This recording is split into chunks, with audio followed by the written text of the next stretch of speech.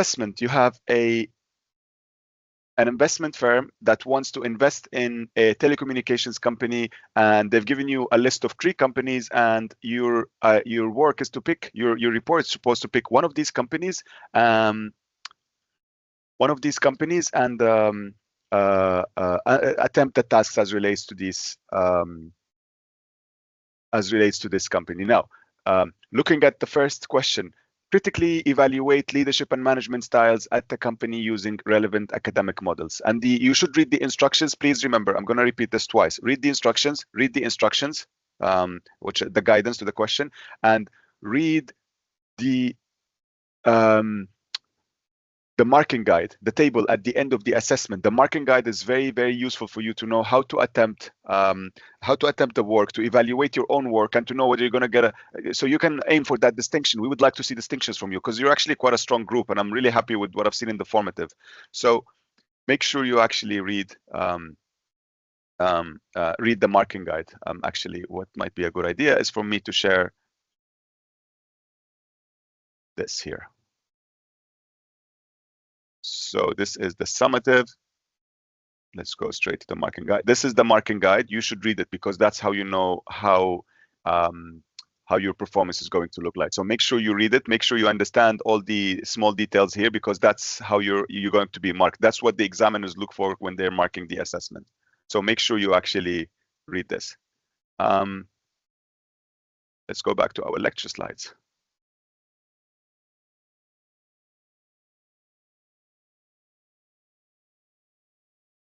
And again, throughout the lecture, if you want to interrupt me, feel free to text me in the chat box at the bottom, okay? So critically evaluate leadership and management style at the company using relevant models. The focus here is on critical evaluation of management, okay? Management and leadership. What we see students focusing on, they're focusing on management only, or they're focusing on how the so what I'm trying to say is you should focus on leadership also. When I say leadership, it means the CEO and the top leaders. What is their management style? What is their leadership style? The focus on the evaluation, not on the academic models. Does that make sense? The focus is on in the evaluation, not on the academic models. What we see a lot is students who are actually good at understanding theories, but they don't research the companies. You have to research the companies, okay? So you have to really spend some time trying to understand these companies, not just looking at academic theories and academic journals. That is not enough for you to get a high mark, or potentially sometimes not enough for you to even pass. Now, I've got some notes here of things that you should confirm that you have done. Sorry, let me read the instructions. Conduct independent research. We said this. Support your arguments with academic literature and the appropriate application of relevant leadership and management models. So you need 3 things really here. Understand the theories, research the companies, and show how you can actually apply the theories. The theory is a tool. The theory is not as important as the evaluation itself. Does that make sense? The theory is just something that will help you understand what you're trying to evaluate. Moving on, what I would like to see is, have you displayed that you understood the theory? Because we just see students saying situational leadership, transformational leadership, transactional leadership. But what does it mean? You have to say what tool you're going to use, right? Not just name the theories. You have to say, as I said, the theory is a tool. I want to see that you actually understand the tool or the framework you're going to use. Now, second point is, theory is just a tool. The task is to evaluate the company's leadership, as we said earlier. So, which brings us to, have you researched the company and its leadership? Have you understood who is the CEO? What type of CEO he's like? I see, as I said, I see a lot of good understanding of theories. But when I was looking at the formative, there were a few cases when students would talk about the leadership at Verizon, the leadership at Vodafone, and the leadership at Deutsche Telekom. And it's sometimes difficult for me to understand that the student is talking about someone specific. I feel like if I change the name from Mr. John to Mr. Smith, nothing changes. The discussion is very generic. So I need you to actually give me an impression of the person you're actually searching. I need you to show me that you've actually researched that person and understood their idiosyncrasies, understood their genuine leadership styles, not just saying, and I've actually have it here as a comment, not all companies have transformational leadership. It seems that students always saying the leadership is transformational, the leadership is transformational, the leadership is transformational. Well, they can't all be the same. They can't all be amazing leaders. So you really have to understand the theories, the leadership. Some leadership is good, some leadership is bad. Some leadership uses, and every leadership has its own management philosophy. Every person who leads a company has their own way of thinking about how to lead the company. So make sure you actually communicate that. Don't just say the leadership is transformational, the leadership is situational. That doesn't tell me much. Does that make sense? Is that clear what I'm trying to communicate here?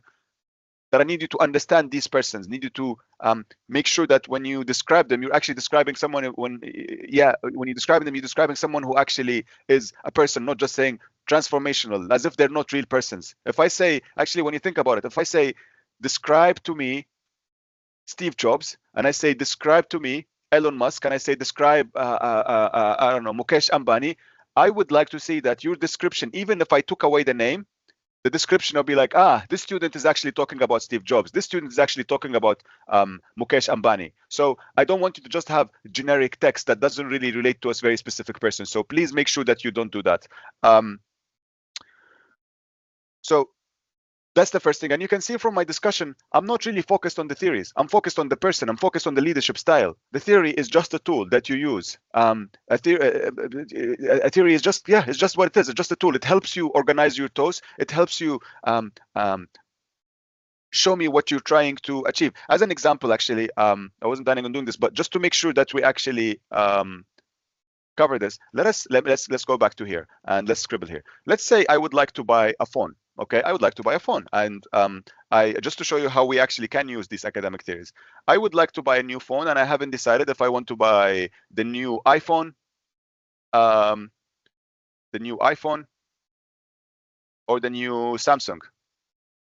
Yes, so I haven't decided, and I don't know how to decide. So maybe I go online and I find that there is some technology expert who created a framework that can help in purchasing new phones. Let's call that this technology. Say that this technology expert created something called the phone purchasing framework, right? So phone purchasing framework, this is the same as situational leadership, transactional leadership. So this person thought about it, did some research, did analysis, and said, I create this framework that will help you decide how to buy a phone. Now, this person said, look at 6 criteria. For example, they said, look at 6 criteria.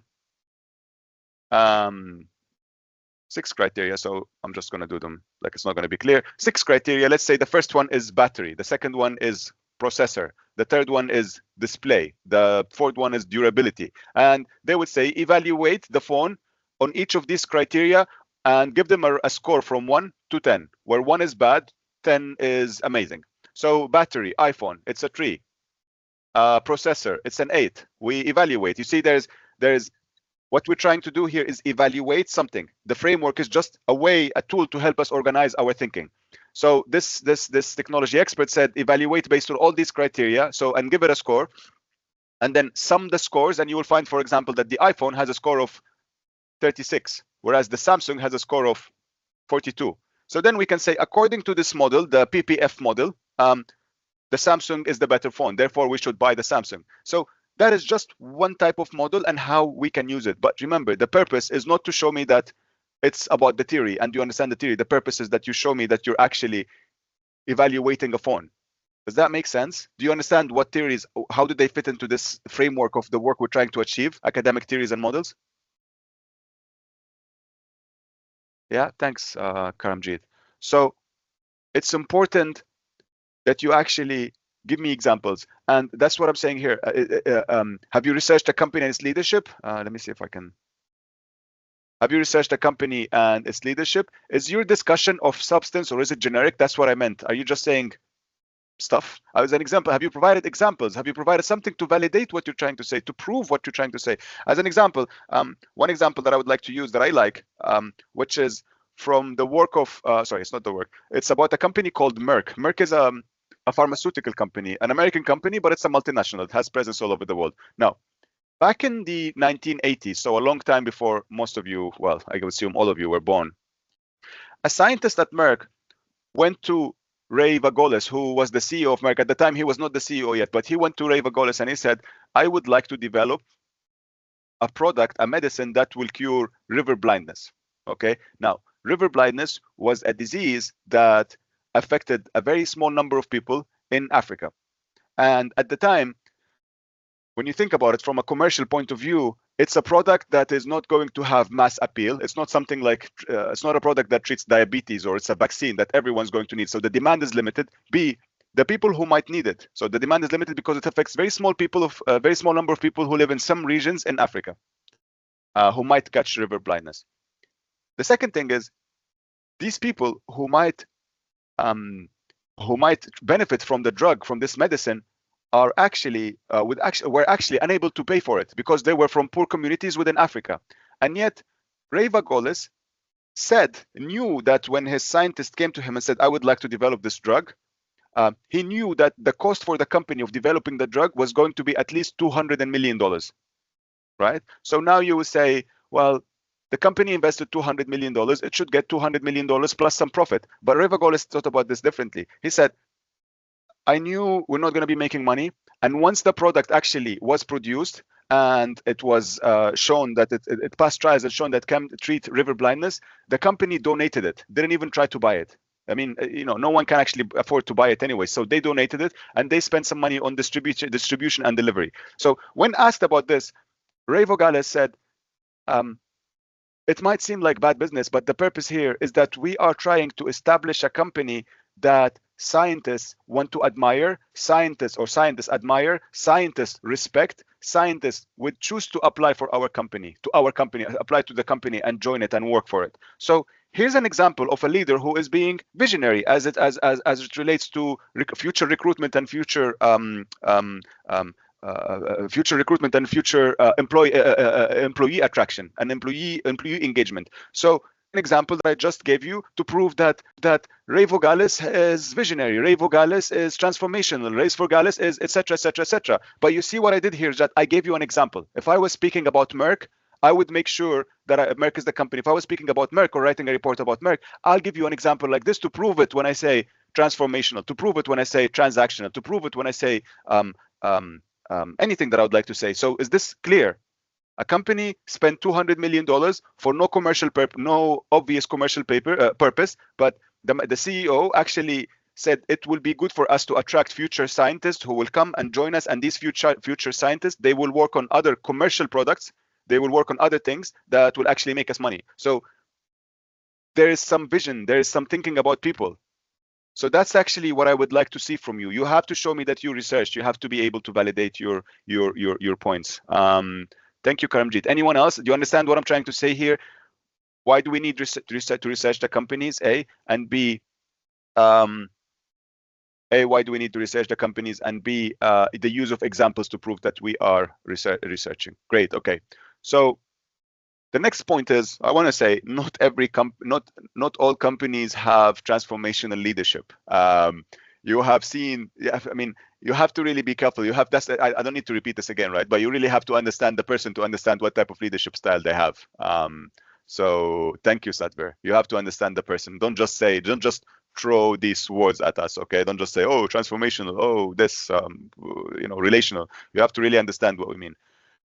Next is your discussion critical, well balanced? And this is something that I saw there's some of you get this, some of you not so much yet. I've looked at the formatives and I've seen some really good, well balanced discussion. This means if I go back here, critically evaluate the leadership and management style at the company. When I say critically, I mean I'm looking for a well balanced argument, an argument that shows the positives and the negatives.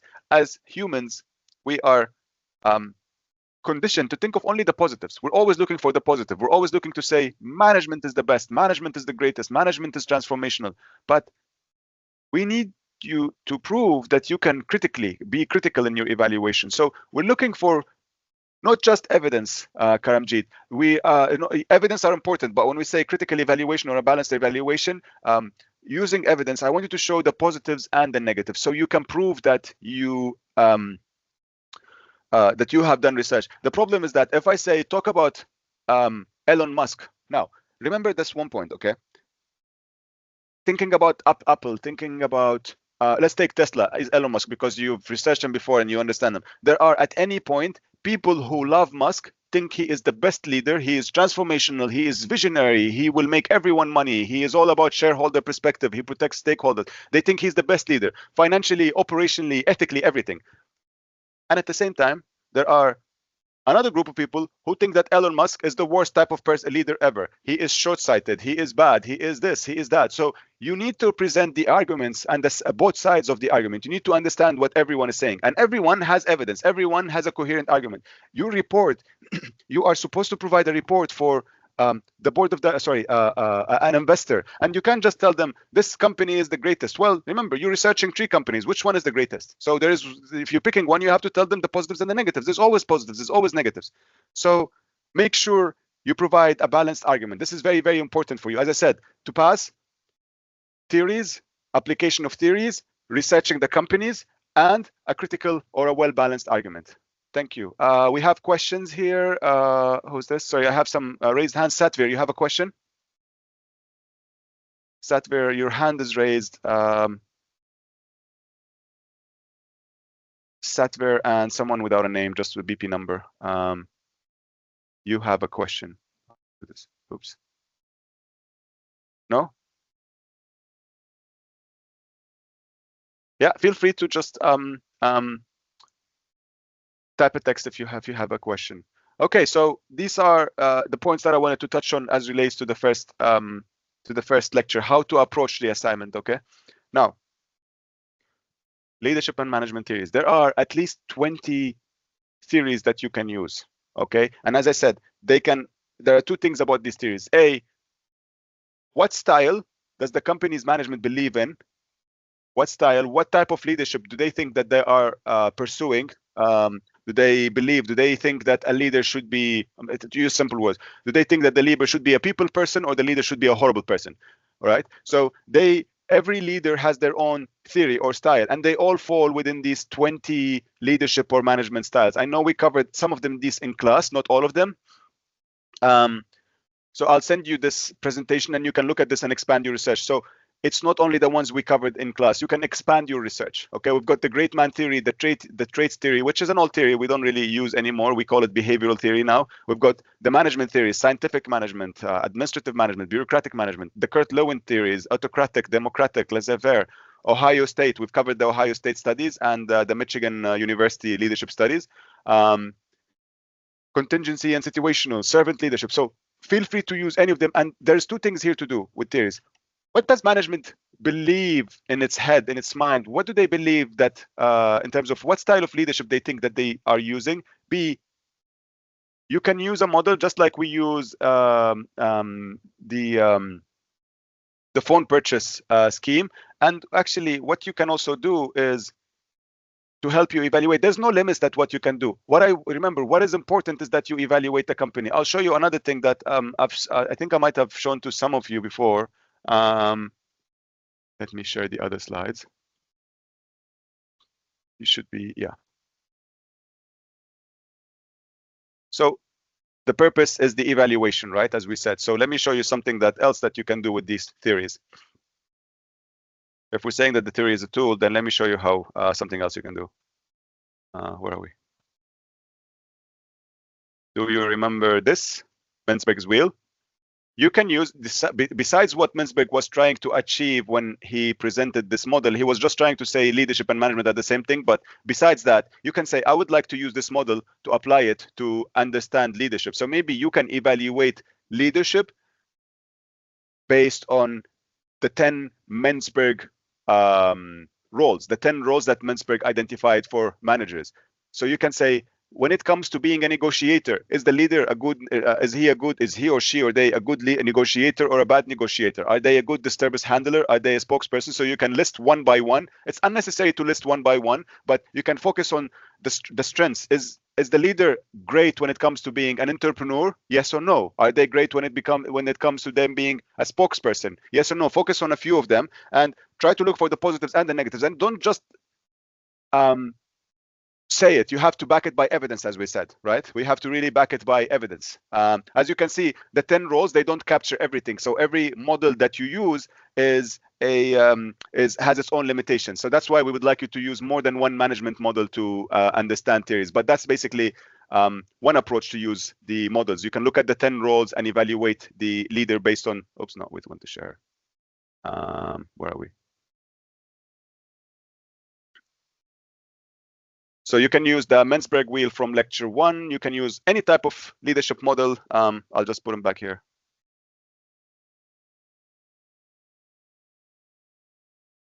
Any of these models, there's a lot of management thinking, and there's 20 or so that you can look at. So is this clear? How to use models again? I mean, I kind of spent most of the time talking about this, but is it clear how we use models?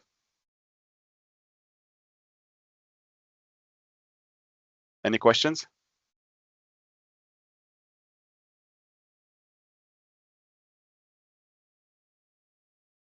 What's the technical issue? Can you see the slides now? I mean, I know that sometimes slides can take a while to upload. Everything okay? Or is that, you can see the slides, right? Everything is fine. Oh,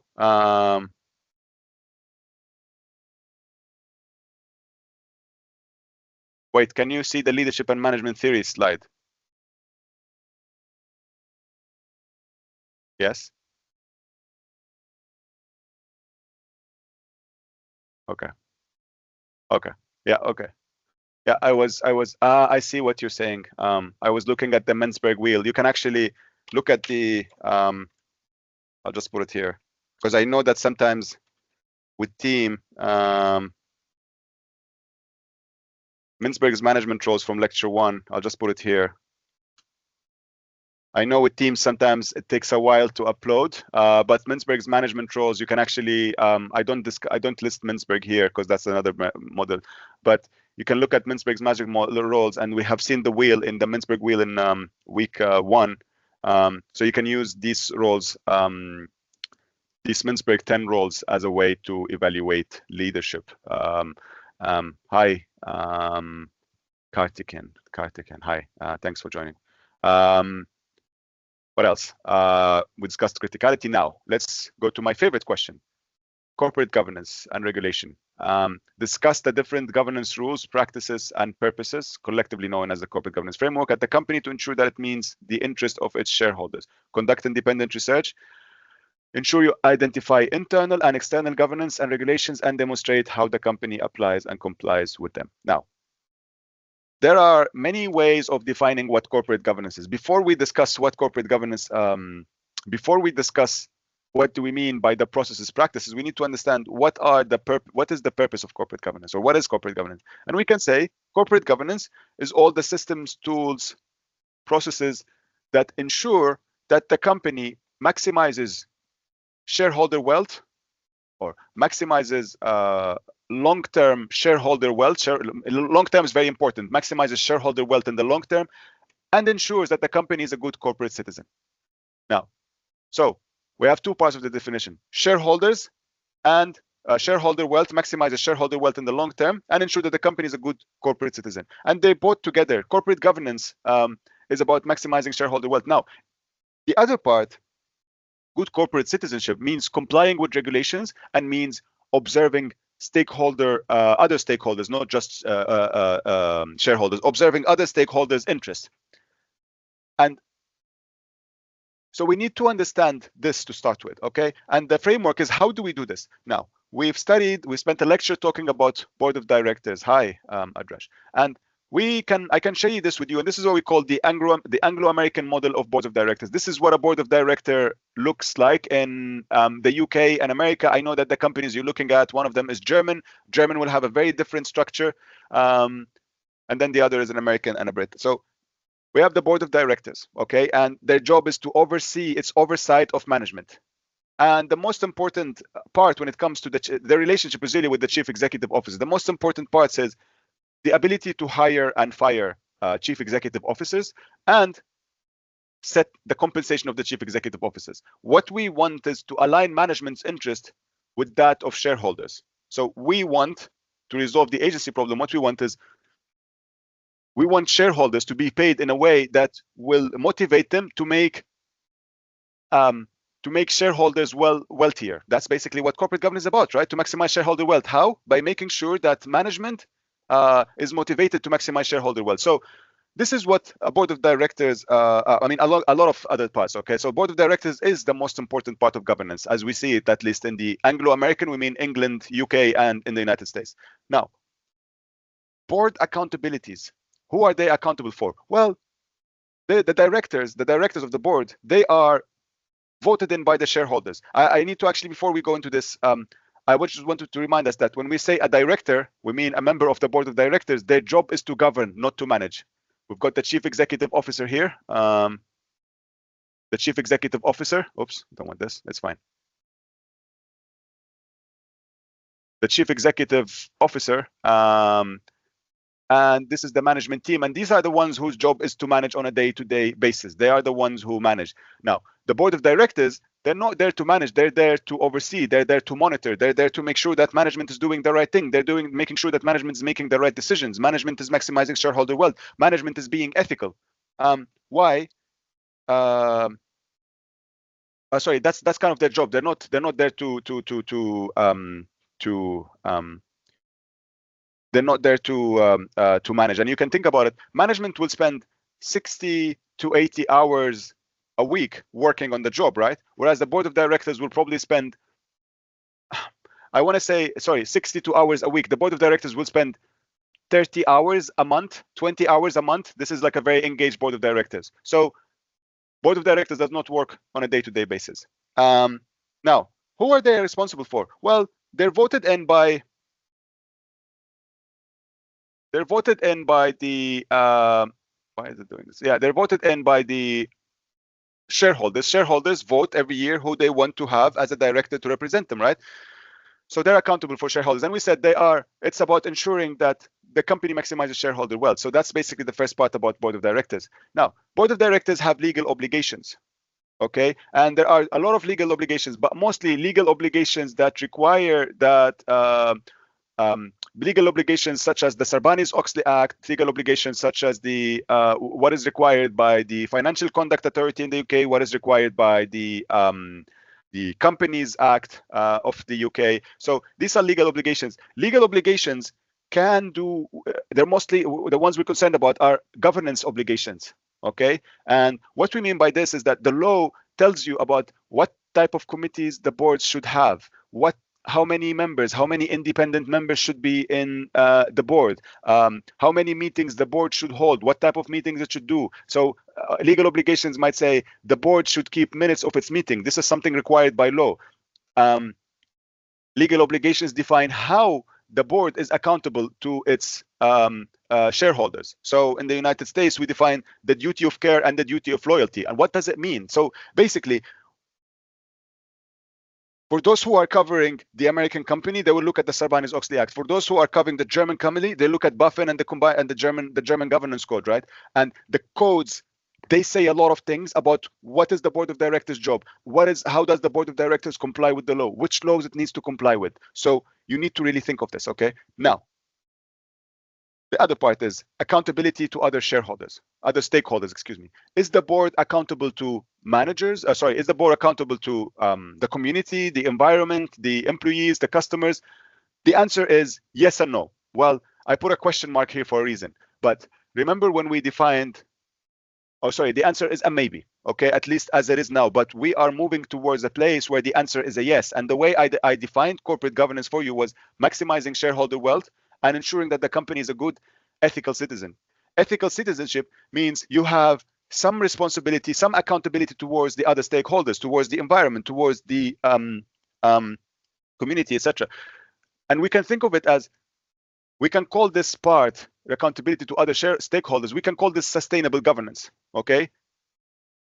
But the thing is that sustainable governance is good governance. If you want to maximize shareholder wealth, you cannot go out wrecking the environment, abusing stakeholders, abusing employees. So why I have a question mark here, these two, this one and this one, go hand in hand. If you want to maximize shareholder wealth, you have to be ethical. You have to consider other constituency, other stakeholders. So is this point clear?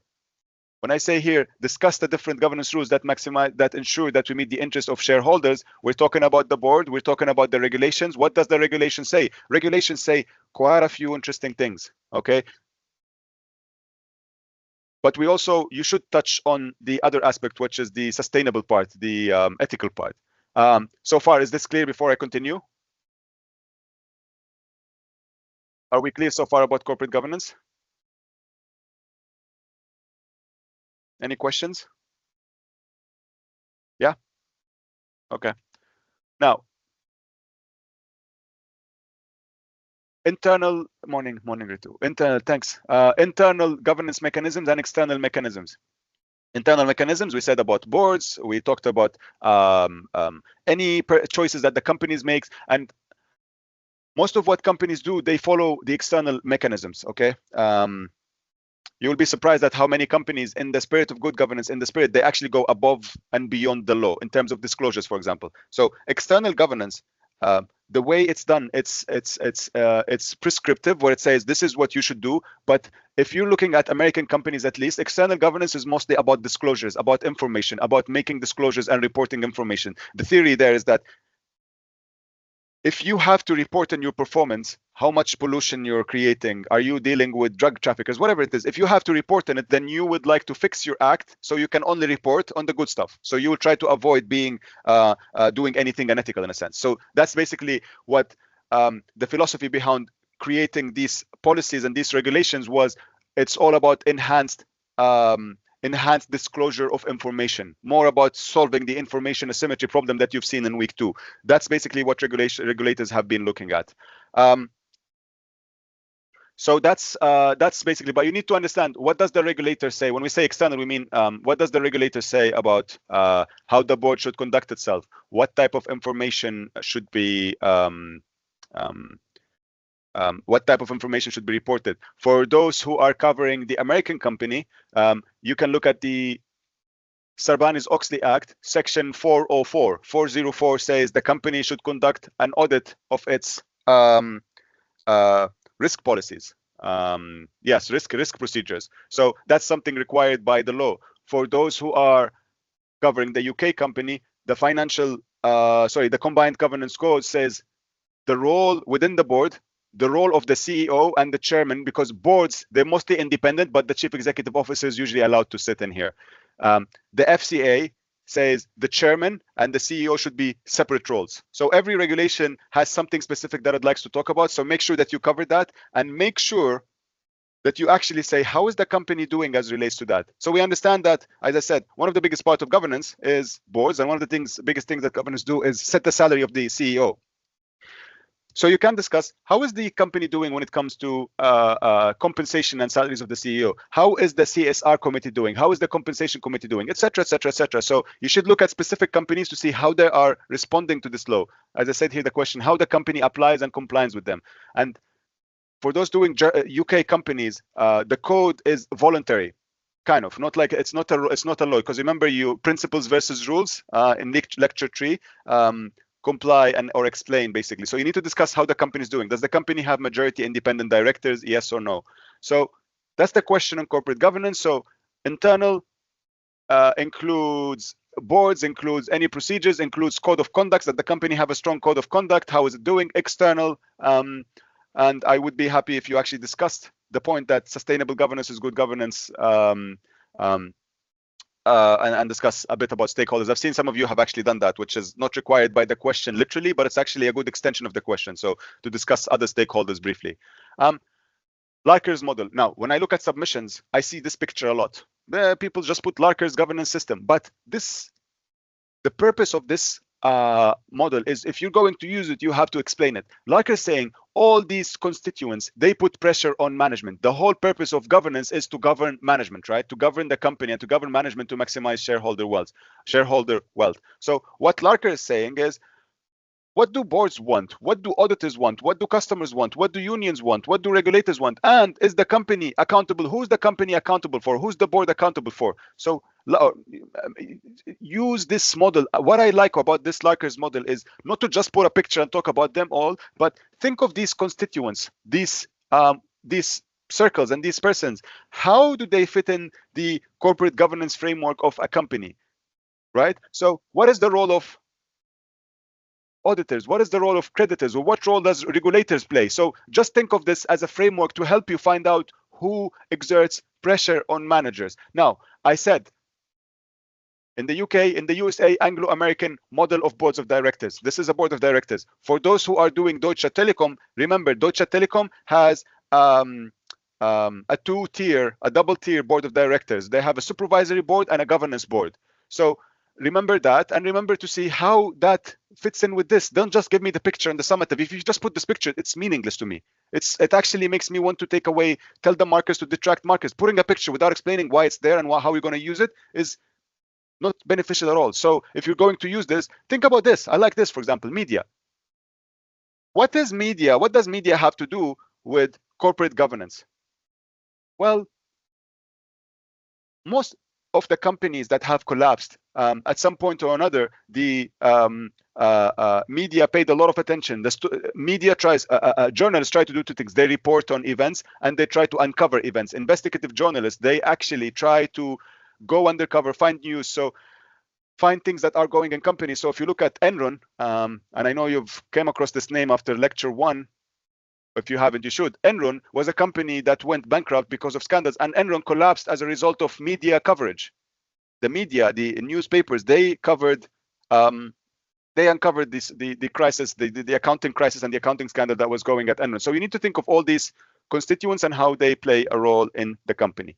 Now, moving on to question 3, risk management. But before we do that, shall we take a short break? Let's take 10 minutes. So we'll say, well, just over 10 minutes. So we'll come back at 10:05.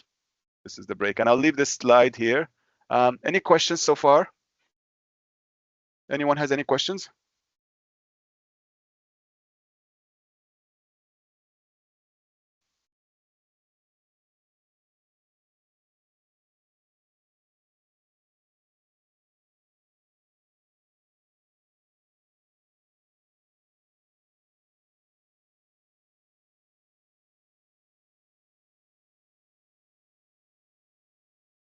Task 2, what we need is, if you are, I don't think Larker's model is enough. Larker's model is only enough in identifying the constituents here. What you need to do is discuss internal governance. Internal governance are all the internal mechanisms, the board of directors, the policies about succession, the internal committees, code of conduct, internal policies, and external governance are the regulation. Now, if you are covering an American company, you need to look at an American regulation. You need to look at American regulations. So what you should do is, let me share my screen. Let's do this. If you are looking at external governance, so let's say, oops, let's do this. Let's say most important points in Sarbanes-Oxley Act about governance. For example, most importantly, it mandates that the audit committee must be composed of independent directors to ensure impartial oversight. So it says that the audit committee must be made of independent directors.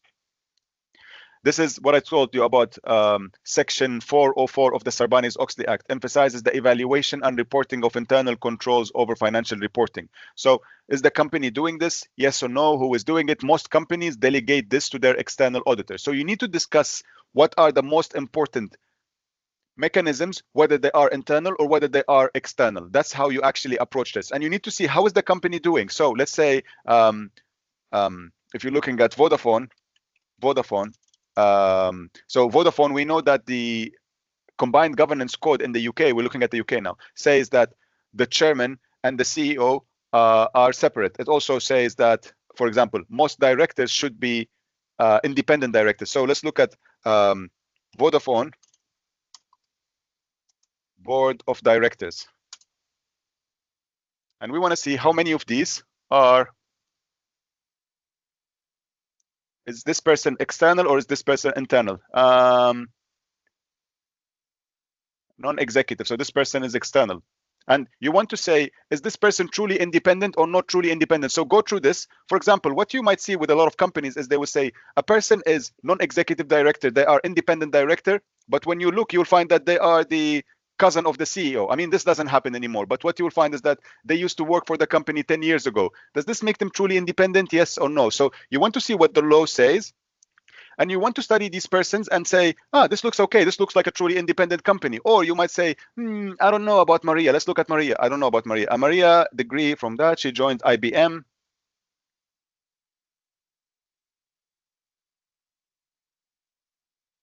So Maria joined Iberdrola. Check Iberdrola. Does it have commercial ties with Vodafone? If it does, then she's not really independent. What we want is independence. So that's how I would like you to think of these questions. So the Larker model is not enough. No, the Larker model is not enough. The Larker model helps you organize your thinking. But what I want is a true evaluation of internal policies. Is the code of conduct effective, or are employees still getting into trouble? Are employees, because a lot of companies will have policies, procedures, internal conduct, but then when you look at their practices, you will find that they are bribing employees, they are faking their accounts, they are bribing government officials, faking accounts, doing all types of horrible things, and you will say that the code of conduct is not really effective. So as far as governance concerned, as far as internal governance, the code of conduct is not really doing a good job. You want to look at the external regulators now. External regulators are interesting, right? Because some companies have developed governance thinking and they have good regulations, some don't. I don't need you to approach this like a lawyer, like do too much of research, but I would like to see that you actually have the critical ability to tell me that, I don't know if I want to invest in Vodafone because it's based in the UK and I don't like the UK governance system. Actually, talking about this, in the United States, most companies are incorporated in the states of Delaware. Delaware is one of the 50 states in the United States of America. And a lot of companies will change their registration from one state to another based on new laws that get passed. So you will say that, for example, if you find that a company is registered in Delaware, you will say that's okay, everyone is there. But if you find that a company is registered in a funny place, I use the word funny liberally here, then you will say, I don't want to invest in that because the regulations are not friendly to investors. They don't care about maximizing shareholder wealth. Some regulations are there. Some companies find it difficult to fire their CEO. What we want is the ability of the board to fire the CEO, right? That's good governance. But some companies get themselves into situations where instead of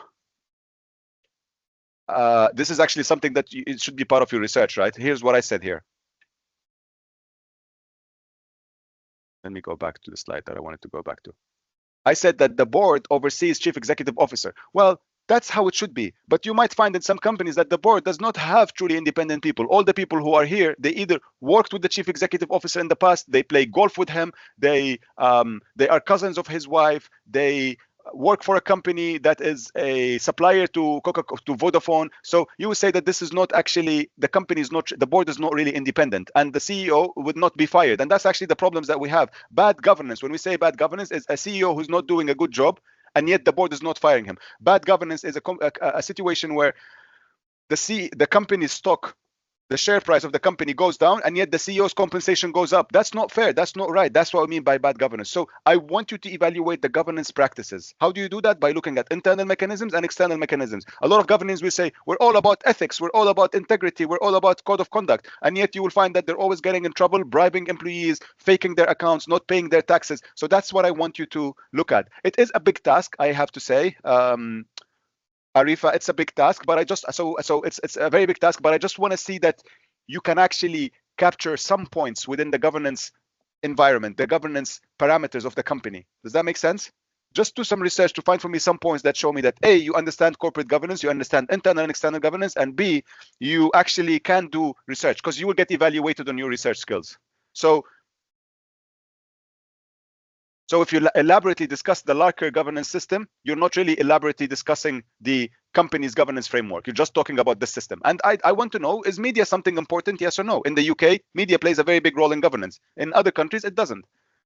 Do creditors play a big role? Bankers, for example, they play a big role in governance. You want to tell me how? Or accounting standards. If you just do the model, then you'll be doing the same thing that we talked about in week 1. People will just be talking about the model and they're not really doing what the task requires, which is to evaluate governance. So is this clear, Arifa? It's not as easy as that. So, but is this clear?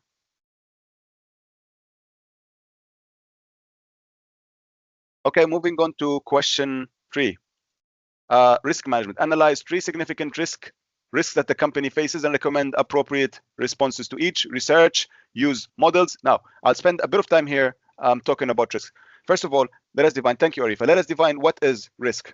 Okay, and first we'll come back to this risk versus a problem. But a risk is an uncertain event that has not happened yet. It's uncertain. It could happen in the future. If it were to happen, it will affect our performance. What do we mean? Something hasn't happened yet. Maybe it happens, maybe it doesn't. If it were to happen, it will cause us to a loss. COVID might come back, something might go wrong. So that's what I want you to think about risk. Well, is this something that is happening now? It's not a risk, it's a problem. If it's something that has already happened, it's what we call a problem. You have a problem, you deal with it. Risk is something that hasn't happened yet. And risk management is about identifying what could go wrong and being ready for it, being prepared for it. Okay, so let's put it like this. Suppose that this is where we are today as a company. This is the start point. This is where we are today with all our resources. Now, we have our strategy, we have our strategic goals as according to our strategy, and we can put it here as strategic goal, whatever the company's strategy is. We identify this, the management comes up with this, they take it to the board. The board's job is to approve it. Let's say it's approved. It will also approve the business plan, right? So the business plan is what gets us from here to there, right? So this is the business plan. And then the board says, okay, go ahead and implement your plan so you can achieve your strategic goals, so you can make us money, so you can make the shareholders money, and et cetera, et cetera, et cetera. So that's the plan. And as you can see, the plan is a straight line. But in reality, your performance is like this. You've got good days, bad days, good days, bad days, good days, bad days. That's fine. The most important thing is at the end, you reach your goal. Yeah, because that's basically what we mean by real life is not the same as, you know, a business plan. Now, as part of your performance, you want to identify the situations. Let's delete this for a bit. Now, what we don't want is this. What we don't want is this. Good days, bad days, good days, and then boom, something that is so bad that causes us to actually make massive losses that maybe we can go bankrupt. That happens. There are companies that didn't survive COVID, companies that don't survive this, companies that don't survive that event. So risk management is about thinking in the future and thinking what could go wrong, what could go wrong, what could possibly lead us to go down like this, and creating policies, creating protections that what they will do is they will put a floor on our performance. This is risk management. So when we get to here, instead of going down, we bounce up. That's risk management. Risk management is identifying what could go wrong and making sure that we protect the company, have a plan to protect the company from damage. If COVID were to happen again, what is our plan for dealing with that? When we mean what is our plan for dealing with that, means what is the plan for us to continue working and continue making money and continue surviving and, you know, being profitable. That's what we mean by risk management. So identifying what could go wrong, saying how likely it is to go wrong, and putting a plan in place. Now, a lot of things that I see from students is that instead of them talking about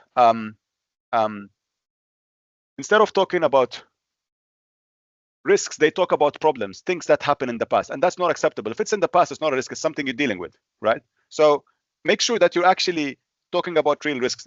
This question here is one that's going to test your mental abilities, not just your research abilities, because you really have to think. And what is the real risk with a company that you're dealing with? So that's the first thing. The second thing is use of the models. Now, with this, I see that students struggle with using models for this one. So I'm going to do two things. When you say the tree horizon model, and you've seen the tree horizon model, I'm not going to show it. It's just identify short-term risks, medium-term risks, and long-term risks. What I see is students putting a picture of the tree horizon model in the paper and not actually using it. If you're still using the tree horizon model, say that I am going to apply the tree horizon framework to identify these risks. What is the purpose of the tree horizon model? It forces you to think of what is a short-term risk. It forces you to think of what is a medium-term risk and what is a long-term risk. Don't just put a picture and then move on, or put a picture and say, this is risk 1, risk 2, risk 3. No, is this a short-term risk? Is this a long-term risk? Is this something that when we say short-term risks, it means something that could go wrong in the next 6 months. Medium-term risk, something that could go wrong in the next 2 years. Long-term risk, something that could go wrong in the next 5 to 20 years. That's what we mean. So you have to think of, if I am Vodafone, what could go wrong for me in the next 6 months? I don't know. You have to think, what is it that could go wrong for me in the next 20 months? What is it that could actually take something like Vodafone from where it is now to bankruptcy in 20 years, or to something that looks like this in the chart here? So that's the first thing.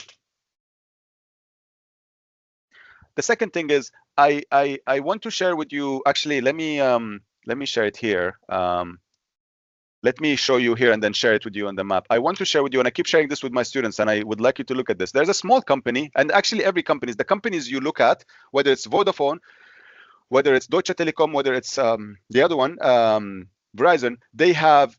So if I say you're supposed to look at, I mean, actually, I gave you the sources, right? I gave you the place where you can actually find some research. So if you look here, let's say Verizon.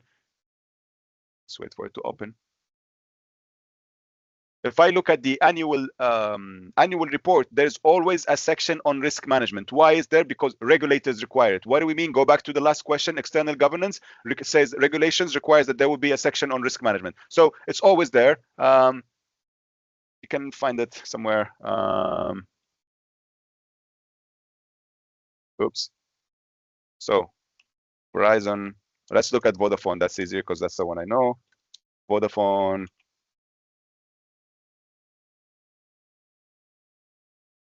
So if you look at the Vodafone annual report, there will be a section on risk management. Now, there's a lot of information. So here, if I go to risk management seems to be on page 57.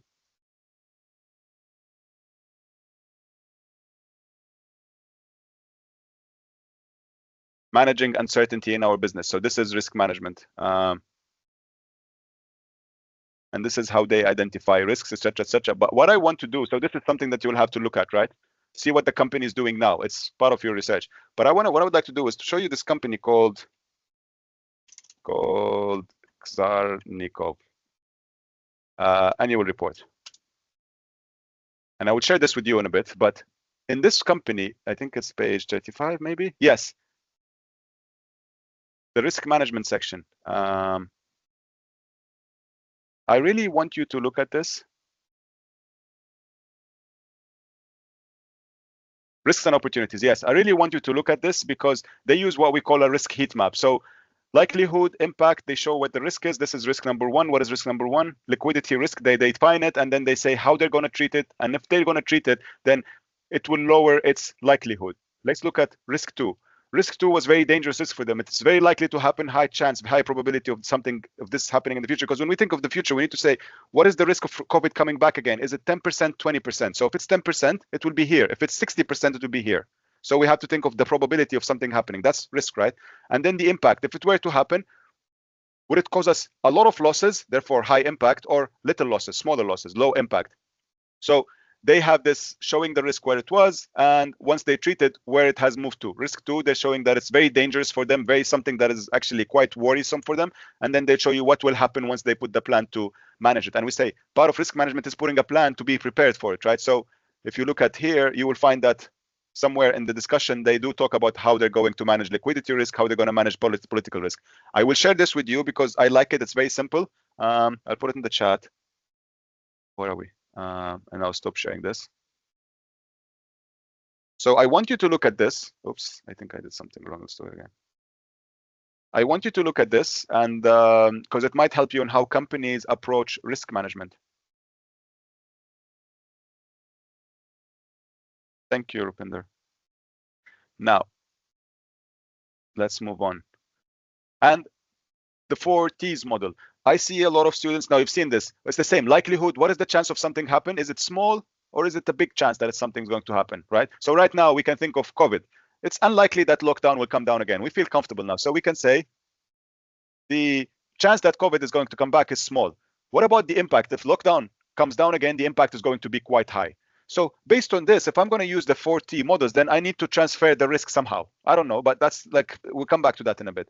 We can think of risks. We always plot, think of the likelihood, think of this, and then plot it. Now, I see students, just what do? Is they take this picture, they reference it, and they put it on the report. It's useless to me. It doesn't mean anything to me. It just shows me that you put a picture of a model to me. What I want you to do is, if you're going to use the 4Ts model, the other company I showed you, they use what we call a heat map. Okay, which is more detailed than the 4Ts, but it's the same in a sense. They look at likelihood, they look at impact, and then they have their discussion. This is just a model. Manisha, okay, so you want feedback on your work. The answer is we're not supposed to give you feedback. However, I will tell you about my drop-in hours at the end. So we can actually meet on Thursdays online. So I'll tell you about my drop-in hours. But the idea is that I can't give you feedback, but come to my drop-in hours, ask me questions, and it's fine. So I will tell you about my drop-in hours after this, okay? I'll tell you about my drop-in hours after this, so we can actually interact after this. And yeah, it's fair. You can always come back to me and ask me questions, etc. But let's go back to this, and then we'll tell you in the break, okay? Or just before the end, I mean. So if I see this, just a picture saying we use the 4T models, well, you haven't. If you want to use it, you should plot a 4T. You should explain what the 4T models framework is. You should plot what it is, and then plot it. Now, yesterday I was playing with this, and I'm thinking maybe students are struggling with this because you're not artists, you're students, right? So you can use the Paint app, or you can use this. I did this with a table, just in the slides or in Microsoft PowerPoint. Insert table, play around with table. It doesn't look beautiful, it doesn't look right, but if you're not sure what it is, you cannot just give me this, a copy paste of this. Create your own table and say, I mean, don't use a table. Ideally, use the Paint app or use Excel. You can actually do a good job creating a picture with a chart in Excel, okay? But do this, and this is like, say, it's a rough approach, but you have identified 3 risks, right? You want to plot risk 1 if you think risk 1 is something that is here, then you say this is the risk that we need to transfer. What does it mean, transfer? Don't just say transfer. When you say the second part is analyze 3 risks and recommend appropriate recommendations. How do you transfer it? If you're saying my risk 2 falls here, then how do you terminate it? Not just terminate. Terminate is just an advice. It's just a generic advice. Transfer means buying insurance. Transfer means using financial products, etc., etc., etc. Transfer means doing a a joint venture with someone. So how are you going to transfer it? What do we mean tolerate? So you're thinking, you thought of these risks. You saw the company report. You saw the risks, and the idea is that you should come up with something new and a very specific risk. Don't just say financial risk. Within financial risk, there's a million risks. Financial risk is a risk area. Political risk, it's a risk area. When you say political risk, you mean you're worried about the politics of a specific region. Which region? You don't just say political risk. You can't just say political risk. You have to say political risk as relates to the government of Botswana, as relates to something to do with India, with China. So it's not just political risk. That is meaningless. Does that make sense? You have to be specific, and then you have to identify the risk. Ideally, if you're going to use this risk 4Ts, you can actually plot it in here, or just do something ugly like this if you're not well versed in technology. And I understand that some of you might not be, just like me. I mean, this is my best job. That's because I'm not a technologist, okay? But do something like this and explain it and show what you mean by treat, what you mean by tolerate, how are you going to tolerate it. So that is the risk management. This requires a lot of thinking, this thing, and I would really like to see you using frameworks, don't just, and being specific, okay? Remember, there's an investment firm that are paying you money to come up with this report. So you really have to give them something worth your money. If this is a real life scenario and someone said, hey, Harjeet, or hey, Karamjeet, can you help me decide which company to invest in? They are going to pay you £10,000, £20,000 to produce a report for them. You have to really produce a good report. You have to really do some original thinking. So think this is the same, not just, whatever words. You have to be specific. Okay, moving on to the last question. I mean, Karamjeet, you can identify your risks with the tree horizon model, for example, and then you can show how you're going to plot it and how you're going to deal with these risks using either heat risk maps or 4Ts. But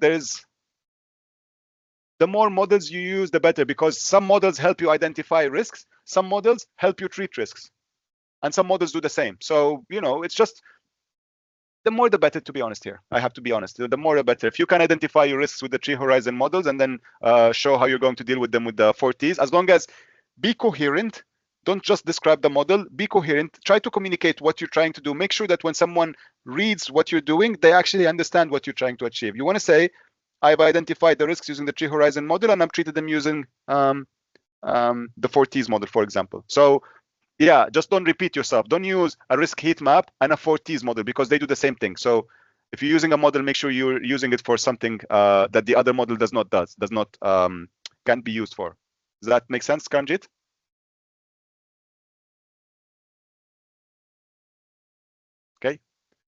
Okay, so the last question is about ethical leadership.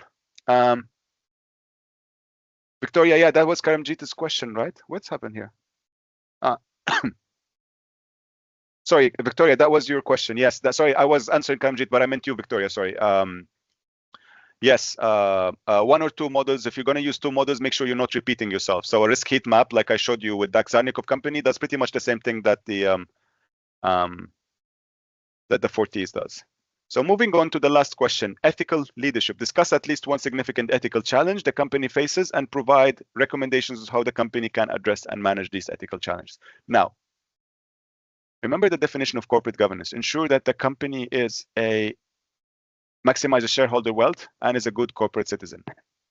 When we say corporate citizen, it means the company is ethical. And when we say ethical, means that it does not abuse stakeholders. Now, what is a company that abuses stakeholders? It's a company that, or what's an ethical challenge? Generally, you have to define, is this really an ethical challenge? Is this something that affects the, is this something that affects one of the company's stakeholders? So if we're talking about with ethics, it's quite a big it gets quite philosophical, right? But what I want you to show is, if it's an ethical challenge, I want you to show that it's something that has to do with the company's stakeholders, directly with the company's stakeholders, not with someone else, not with someone that is generic in society or in the world. So an ethical violation of one of the company's stakeholders. That's what I want you to start with. So if you're defining an issue, why is it an issue? Because the company violated its employees, the company abused its customers, the company cheated its suppliers, something like this, right? So A, it's an ethical issue. B, show the impact on this stakeholder. The stakeholder, for this to be an ethical issue, as we define it in a corporate governance course, this stakeholder has to have been affected. Right? So when BP caused the oil spill in the Gulf of Mexico, that was 3 million barrels worth of oil spilling over 2 months or something. That is really bad, right? So, and that affected the environment, that affected the community. So you have to show the impact. Is this really a big ethical issue? So A, define it. B, show its impact. B, show how the company has dealt with this in the past. This is what is quite important. Is the company an ethical company? So BP in 2010 was really a horrible place, a horrible company as relates to the environment and how it approached the environment and what its leadership was thinking about that stuff. Things have ideally changed. So show how the company is dealing with this issue, how the company has responded to this issue, how the company caused this issue. Is this also, whatever it is that you're talking about, is this something that happened because the an employee, a rogue employee did something wrong, or is this something that is systemic within the company, where the company, all of it is evil and the company is unethical? So that's the type of discussion. You have 1,200 words here that I want you to write for me an essay on ethics of this company. That's how I want you to think of. Every question you have here is 1,250 pages. So I really want a deep argument, right? I want this one, I want you to go philosophical if you had to. Why is this an ethical issue? Is it an ethical issue? How has the company addressed it? How has the company caused it? Right? So that's the type of question that I would like you to do that. So some stakeholder analysis. When you use the triple bottom line, I know it's very difficult to use. I'm not necessarily a big fan of the triple bottom line, but the point that I would like to say, when it comes to financial issues, it's very easy to report on financial results, but it's very difficult to report on ethical results. So I said the triple bottom line would tell you, why did the company cause this? Because it was trying to maximize profits? Well, yeah, but at the expense, it was causing harm to the environment, or it was causing harm to people. So I want to think of these 3 Ps with the triple bottom line: people, profit, and planet. And usually what you will find is, if a company is being unethical because it wants to maximize profit, then actually it is being stupid. Because as we said earlier, good governance is sustainable governance. In order to make profit and maximize shareholder wealth in the long term, you have to be ethical today. So that's the type of argument that I would like you to have. It's not easy, but I would like you to really go at it, try your best, okay? Find an ethical issue and do a deep dive analysis into why is this a problem? How can this be fixed? All of that. Now, going into how this can be fixed. This is a corporate governance course and a leadership course. So the advice, so I used to have students before you were doing this on Coca-Cola, for example. And when you do Coca-Cola, an ethical issue that used to come around is overuse of plastics. I'll come back to your overuse of plastics. Now, when it comes to the recommendations, students will say the company should recycle more. That is not what I'm looking for. That is a sustainable business advice. I want leadership level advice. I want you to say how you can use everything that you studied, leadership for performance, how you can study governance, how you can study compensation to change this. So maybe you can say the board of directors should tie compensation. If you were doing Coca-Cola, you say the board of directors should tie compensation to achieving environmental environmental goals, achieving anti-pollution metrics. So I want you to think of how can we change leaders and top level and leadership's minds and incentives to actually stop ethical problems happening. So that's how I want to think. I want leadership level advice that you will give to the board of directors, right? Advice that you will give to top managers. Don't just say recycle. Don't just say, I don't know, charge your batteries, whatever it is that you're going to look for at your companies. You have to really think of something that changes incentives, changes performance. Think back to leadership for performance. How can we change the company so it's more ethical, right? So that's really what I want. I want leadership level advice, not management advice. This is a tricky one, and that's why this is, I know students love this task, I love this task, but so far we have the triple bottom line, we have Carol's pyramid. Listen, to get high tasks in this, in all tasks, to get high marks in all tasks, we require the use of models. With this one, triple bottom line, if you can use it properly, okay? Or any other model. Ravina can't hear me. Can the others hear me? Can you all hear me still? Arifa, Victoria, can you all hear me? Yeah. Okay. Thanks, Kanjit. So Ravina, that seems to be a problem with your hardware there. So these are the questions. Are we clear so far? It's not as easy as it seems. But I'm trying to listen. I don't want to give you easy advice and simple advice today. I didn't want to, because I don't want passes. We have passes. 90% of you will pass, okay? But I want to see high merits and I want to see distinctions. So that's why I really want you to dig deep into this and to actually use your 1,200 words to actually think deeper about this. Let's see if we think about this. Yeah, we've discovered this. That's fine. So I haven't been given easy advice today. I hope it helped, because I want you to focus on getting distinctions. I really want to see distinctions, and judging by your group specifically, your group is formative performance. I'm really excited and I want to see distinctions, right? So so now let me before we do this, I need to get my phone. So let's take just a 4-minute break, and then we come back and we finish at 11. So let's take a 4-minute.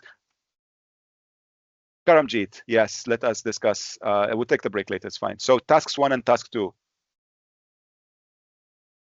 Task 1, as we said, leadership. How do you use the leadership? When we were discussing this, I used the example of Ray Vagolis, who allowed his company to develop a $200 million drug that has no commercial use. If you are going to discuss leadership, you have to give me examples to say, oh, this is visionary leadership, this is whatever leadership. That's A. So I gave you this example with Ray Vagolis. You can, I don't know if you were there or not.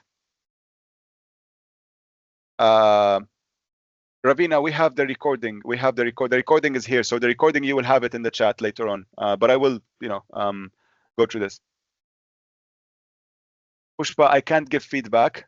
You cannot send me your assessment and give you feedback. That's just against policy. But I'll give you my email, of course. Everyone can email me if you have specific questions. And actually, if you have questions, are you all familiar with my module leader hours? The drop-in hours.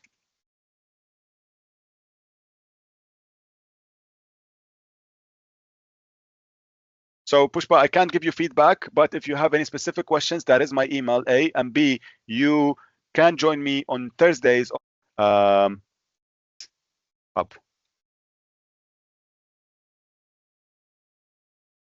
Instead of just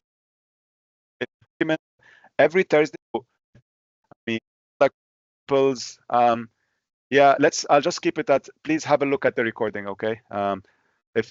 I think because we covered everything, but if you're not clear, remember, with task 1, theory, examples, research, application, critical evaluation. Same with task 2. And I know, Victoria, you asked me if it's enough to just do, oh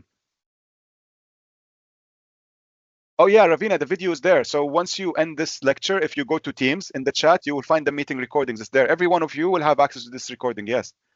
I would invite you to go back to this recording again and again. So if you go to Teams after this lecture, just give it 10 minutes. The recording will be saved in the chat for the lecture. So So let me share. If I go, so this is my Teams, for example. If I go to chats, so I'm assuming you can see if I chats, this is our chat. That's your Ravina in 20 minutes. The recording will show up here, or you can go to recap. Now, let us go to the recording will be there. If you can't find it, just please text me, okay? Email me. You have my email now, and I will put it down again. Let us go to the last part of our lecture. Where are we? I'm going to put my email here again. Oh, Mohammed at BPP. Thank you all. Let's go back to our last lecture. We don't need a break. I just thought that I need to log in. Our last, thanks everyone. Let's just housekeeping. One thing that is important, you have 4 questions. You have to pass the 4 questions. 4 questions, you have to pass in the 4 questions. Is that clear? We will do attendance at the end when I share the slide. 4 questions. Yes, we will do it later, the QR code. Please pay attention to this point. In order to pass this module, you have to show that you've met the 4 learning outcomes. These 4 learning outcomes, every task is a learning outcome. So you have to pass all 4 tasks, okay? As we said, everything should be backed up by evidence. I gave you an example from the Merck company. Look at the presentation requirement, look at the research requirement, understand the theory and apply it as a tool, research the company, be critical. And okay, presentation and requirements, 10% of the marks. So each question will be 25. Each question is 22%. Each question that you do will carry a 22.5% mark, and then 10% will be to presentation and research skills. Now, one thing that is important, none of this slide is actually new. Diagrams, reference, and referencing, etc. One thing that is important here. You have to pass the 4 questions. This means that you have to do the 4 questions within the 5,000 word count limit. Do not exceed this 5,000 limit. Please do not exceed it. We see students who would write the best of works, okay? Amazing report, but the report is 7,000 words. What happens when you write a report 7,000 words? Usually the first 5,000 words will be task 1, 2, and 3, and the students will get a distinction in these 3 tasks. But then what happens? The last task is outside of the word count. So the student has passed the first 3 tasks amazingly, but they failed the last task. What do you think happens then? They fail. They have to do a reset. Does that make sense? So all your 4 answers have to be made, you have to pass, and it all has to be within 5,000 words. Please do not forget this one. Clear? Okay, now similarity. This you've seen. Okay, Ibrahim, thank you. Okay, now similarity, poor academic practice. This is a student who might reference everything, and then it's similarity. And here we can see similarity is 90% coming from different sources. Even if you reference, what happens? Okay, so let's talk about the minor offense, which what we call a PAP, a poor academic practice, is when you do something like this and you include references. Yeah, poor academic practice is when you don't include references, when you forget your references, when you don't paraphrase, or when you don't include references without an attempt to cheat, you forget a reference, or when you include references but you don't paraphrase. What happens if we think that this purple thing is, let's say the student has a reference here, okay? Let's say the student put, I don't know, Alex 2022, okay? That's what this will disappear. So let's say the student put here Alex 2022, that's the reference, and they reference everything. Because this is poor academic practice, this whole part, the marker will not look at when they're marking. That's basically what poor academic practice is. So that's the first type. Now, poor academic practice is lack of referencing, lack of paraphrasing. But the one thing that I would like to discuss with you today, now you've all made it here. You are 190 out of, I think, 600 students. So I'm assuming you are the ones who care. But one thing that we see is students who cheat, okay? And I just want you to share with these students, if you came across this case, is that it is better to fail than to cheat. Cheating can be in many ways. There is plagiarism, where you take the work of another student from the past and base your work based on that. Or there is collusion, where 2 students, they work together, and it's not a collaboration. I mean, this is an individual report, so you're not supposed to collaborate. This is an individual report, remember, right?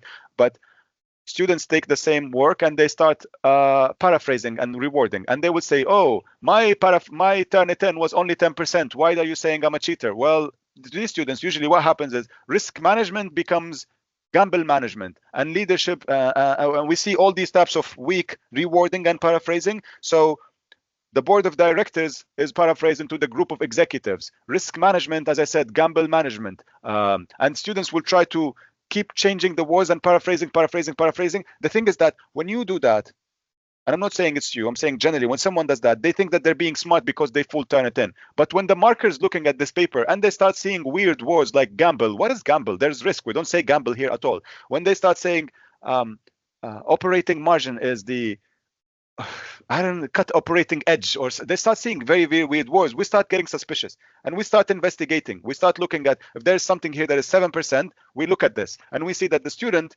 has actually based their work on that work, but they changed the wording. So we actually are good at finding students who colluded, who worked together, but they use the same report, but they changed the wording. So please do not do that. Please do not do that. Why do I say this? I say I would rather you fail, or not you, but I would rather someone, if they're not ready in 2 weeks, I would rather they fail than they cheat. Why? Because you fail, you can submit a reset in 2 months. Yes, the mark will be capped at 50%. I get that, but sorry, you get to submit in 1 month if you fail. Okay, but if you cheat, you get investigated. The problem with investigations is that they can take 2-3 months, and we had students who cheated, and the result of their academic misconduct investigation came after their visa. So what are we going to do like this? These investigations, because they're very serious, they can be up to 3 months. So there's nothing. So if someone is caught cheating and they got investigated, they would only find out what is the result of the investigation after 3 months, and the result could be you should reset. But you can't reset if you have to leave and go back to India, Nigeria, Pakistan, or Bangladesh. So please do not cheat. Okay, and the ethics of cheating also, like cheating. Why cheat? Do your work or not? Like we don't have to talk about this. We talk about ethics and governance here. So that's the first thing. Plagiarism, fabricated evidence, using professional writers. We've seen them all. We're getting better at catching them. So please do your own work. I'm here to support you. Lectures are here to support you. And that's it, really. Just remember the last point that I made here is 5,000 words. You have to pass the 4 tasks. Communications, you have the module leader drop-in hours. I told you about them. I told you where to find them. Email, you can email your lectures. You can